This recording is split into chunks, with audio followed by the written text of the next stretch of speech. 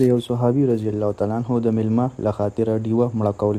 یو صحابي رضی الله تعالی عنه د نبی اکرم صلی الله علیه وسلم خدمت کې حاضر شو او د خپلې لوږې او د پریشانۍ حال بیان کړ. نبی علیه الصلاة والسلام خپلو کورونو ته سړی ولیږه چېرته څه بیا نه موندی شو. نو نبی علیه الصلاة والسلام صحابو ته وفرمیل چې څوک شته چې د یوې شپې میلمستیا وکړي. یو انصاري صحابي عرض وکړه: ای د الله رسوله، زه به یې میلمستیا وکړم. هغه یې کور ته بوته او بیبي ته یې وویل چې دا د نبی علیه الصلاة والسلام مبارک میلمه دی، څومره چې آرام کولی شي کمې پکې مه کوه او سیسیس پټوه مه. بیبي ورته وویل: په الله تعالی مې د قسم وي چې د ماشومانو دپاره مې څه لږ غوندې څیز ایښی دی، نور هېڅ هم کور کې نشته. صحابي وفرمیل چې ماشومان د لاسه کړه ودې کړه او کله چې هغوی وده شي ته خوراک راوړه، میلمه سره به کینو، بیا ته د ډیوې سمولو په بانه پاسه او ډیوه مړه کړه.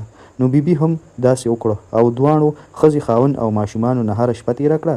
په دې آیات نازل شو ترجمه او ترجیح یعنی وړاندېوالی ورکوي په خپلو ځانونو اگر چې په دوی لوږه وي. فایده: د دې قسمه ګڼ واقعات چې د صحابه رضوان الله علیهم اجمعین ته پیښ شوي دي، لکه د دې قسمه یوه بله واقعه لیکلې ده.